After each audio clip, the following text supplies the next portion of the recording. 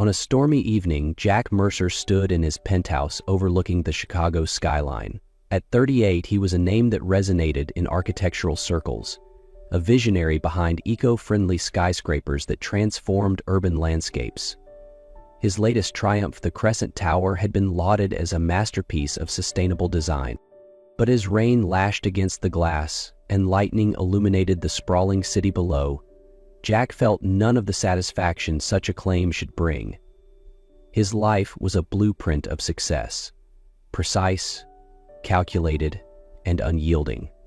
Yet somewhere along the way, he had lost sight of what mattered. His phone buzzed incessantly with project updates and invitations to exclusive galas.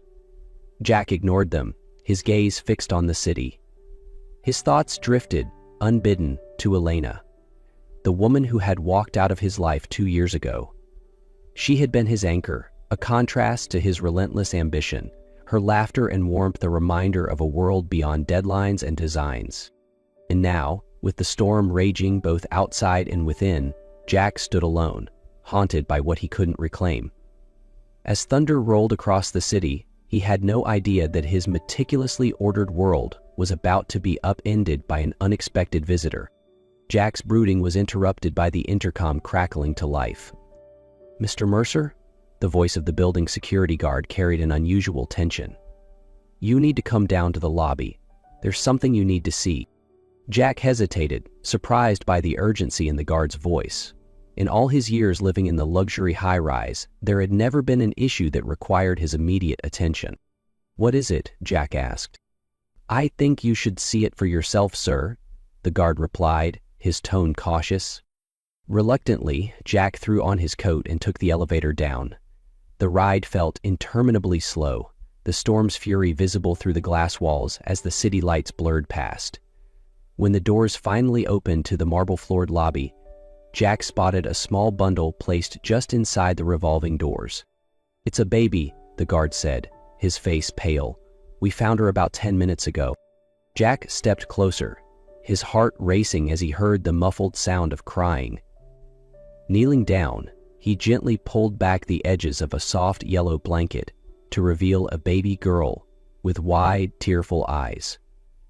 Nestled beside her was an envelope, the rain-spotted paper marked with familiar handwriting. His hands trembled as he opened the letter. "Her name is Lily. She needs you more than I do now. I'm sorry." The signature at the bottom made his heart stop. It was Elena. Jack froze, his mind reeling. Lily? Elena? A baby? None of it made sense, yet the undeniable truth stared back at him from those dark, curious eyes. "Sir, what should we do?" the guard asked hesitantly. Jack straightened, holding the baby closer. "She's coming with me." Jack's penthouse, once a sanctuary of sleek modern design, now felt utterly unprepared for its newest occupant. He placed Lily on the couch, her small cries echoing in the cavernous space. Panic set in, as Jack realized he had no idea how to care for a baby. He grabbed his phone, typing in frantic searches. "How to calm a crying baby," followed by "emergency baby supplies near me." Within an hour, his living room was a battlefield of hastily purchased items: diapers, bottles, formula, blankets, all delivered by bewildered couriers. Jack fumbled with a bottle warmer, spilling formula on his designer rug. Lily's cries only grew louder. Okay, I've built skyscrapers," he muttered to himself. "I can handle this." He swaddled Lily awkwardly and carried her around the room, humming a tune he vaguely remembered from his childhood. After what felt like an eternity, her cries softened, and she drifted off to sleep. Jack collapsed onto the couch, cradling her against his chest, exhaustion and bewilderment settling in. The following days were a crash course in fatherhood. Jack learned to juggle diaper changes with work calls, and he developed an uncanny ability to balance Lily in one arm while reviewing blueprints with the other. But the chaos also brought clarity. Late one night, Jack sat by the window, Lily asleep in a bassinet nearby. As he watched the city lights, his thoughts returned to Elena. Why had she left? Why hadn't she told him about Lily? He hired a private investigator, determined to find answers. A week later, the investigator called with news. Elena had left Chicago shortly after their breakup. Medical records showed she'd been hospitalized multiple times during her pregnancy, with complications that suggested a difficult journey. Jack felt a pang of guilt. While he had buried himself in work, nursing his wounded pride, Elena had been fighting alone. As Jack looked at Lily, he realized she was changing him in ways he hadn't anticipated. The drive for perfection that had once fueled his career now shifted toward being the best father he could be. He began spending less time at his office and more time at home, learning Lily's quirks and rhythms. One night, as Jack fed Lily a bottle, she reached up and grabbed his finger, her tiny hand wrapping around it with surprising strength. Jack felt something in him shift, a sense of purpose he hadn't felt in years. "She's perfect," he whispered, his voice filled with awe. But questions about Elena lingered. Why had she left Lily with him now, after so much time? What had she been running from? One evening, as Lily lay peacefully in her crib, the investigator called again. "We've uncovered something troubling," the voice on the other end said. Elena didn't just leave, she was manipulated. Jack's grip on the phone tightened, his heart pounding. "What are you saying?" "Your mentor, Vincent, orchestrated everything," the investigator continued. "He forged documents, created false narratives, and convinced Elena you would reject both her and the baby. She fled because she thought she had no choice." Jack's world spun. Vincent, the man he had trusted, the man who had shaped his career, had not only betrayed him, but had endangered Elena and Lily's lives. Guilt and fury surged through him, a storm as fierce as the one raging outside his window. Rage simmered within Jack as he stared at his sleeping daughter. He had been blind to the betrayal happening within his own circle. "I'll make this right," he vowed. For her. For both of them. Jack stared out at the Chicago skyline, Vincent's betrayal replaying in his mind. The man he had trusted to mentor him, to guide his career, had orchestrated the greatest loss of his life. The private investigator's report was thorough. Shortly after leaving Chicago, Elena had sought prenatal care at a clinic in Boston. Medical records revealed a series of complications: severe stress, frequent fainting spells, and preterm contractions. Each visit was marked by payments made to clinic staff from offshore accounts linked to Vincent. Jack's chest tightened as he read the details.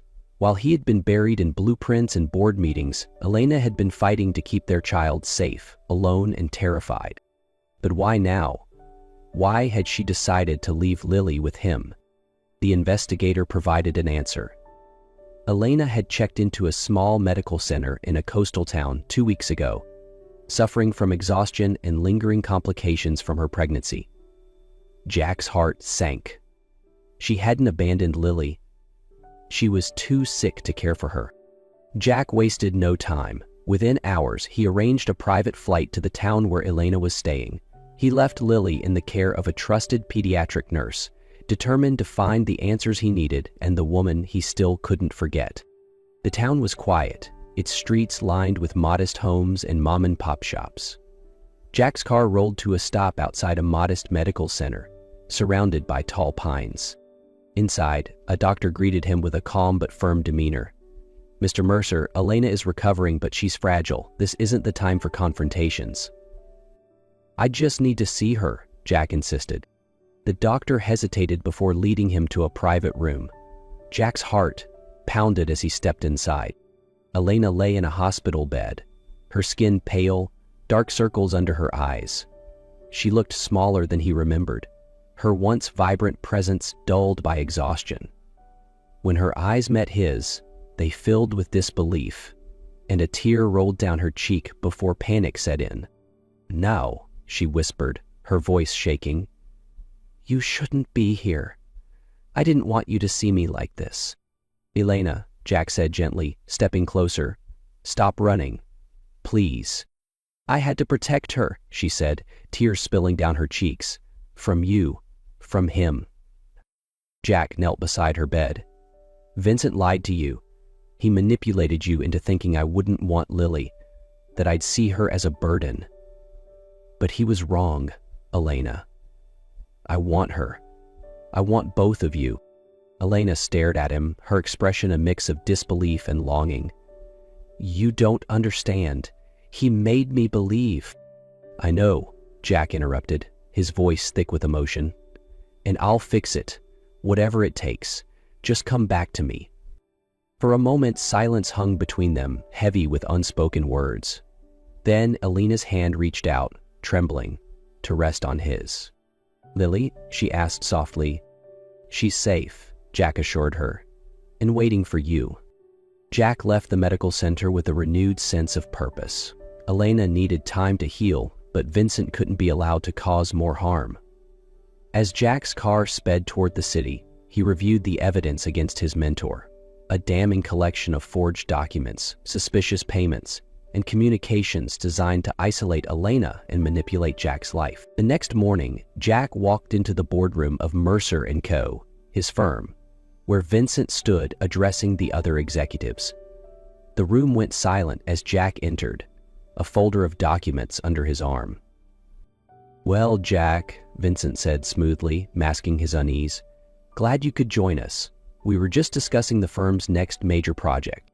Jack strode to the table with measured steps, each one heavy with the weight of betrayal. He placed the folder down deliberately, the sound echoing in the silent boardroom. Slowly, he opened it, revealing damning evidence, forged custody papers, offshore transactions, and bribes. We need to talk, he said, his voice like ice. About betrayal. Confused murmurs rippled through the room as the executives leaned forward. These documents, Jack began, his voice calm but icy, show a calculated attempt to sabotage my personal life, manipulate my decisions, and even jeopardize the health of my child. All orchestrated by the man I trusted most. Vincent laughed nervously. Jack, surely this is a misunderstanding. Jack's eyes locked onto his former mentors. The only misunderstanding here was me trusting you. He pressed a button on his phone, projecting emails and transaction records onto the screen. The room fell silent as the evidence became irrefutable. Offshore accounts, falsified legal documents, and bribes to medical staff, each piece meticulously traced back to Vincent. You didn't just betray me, Jack continued, his voice rising. You endangered Elena and my daughter. And for what? To control the firm? To ensure I stayed focused on your agenda? Vincent's mask of composure cracked. I did it for the company, Jack. For you. Elena was a distraction, a liability. You were destined for greatness, and I couldn't let her hold you back. Jack's fists clenched. Elena and Lily aren't liabilities. They're my family, and you nearly destroyed them. As security entered the room, Vincent's protests grew frantic. You'll regret this, Jack. Everything you've built. Jack cut him off. I'll rebuild it. Without you. That evening, Jack returned to the coastal town where Elena was recovering. He brought Lily with him this time, carefully cradling her as he entered her hospital room. Elena's eyes widened at the sight of their daughter. Tears welled as Jack gently placed Lily in her arms. She's perfect, Elena whispered, her voice breaking. She's been waiting for her mother, Jack said softly. Elena looked up at him, her expression filled with both gratitude and sorrow. I didn't think we could have this. Not after everything. Jack knelt beside her. We can. We do. But only if we face it together. For the first time in years, Elena smiled. A tentative, hopeful smile that spoke of healing and new beginnings. A month later, Jack, Elena, and Lily stood together in the penthouse Jack had transformed into a home.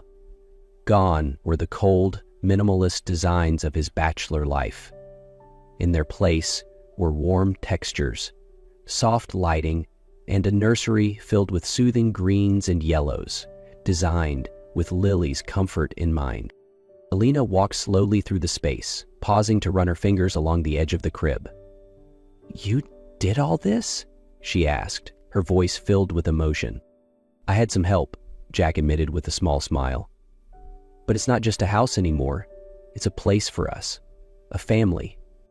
Elena turned to him, Lily nestled against her chest. "I never thought we'd have this again. I didn't think it was possible." Jack stepped closer, his voice soft but firm. "Neither did I. But when I held Lily for the first time, something in me shifted. She showed me what I'd been missing.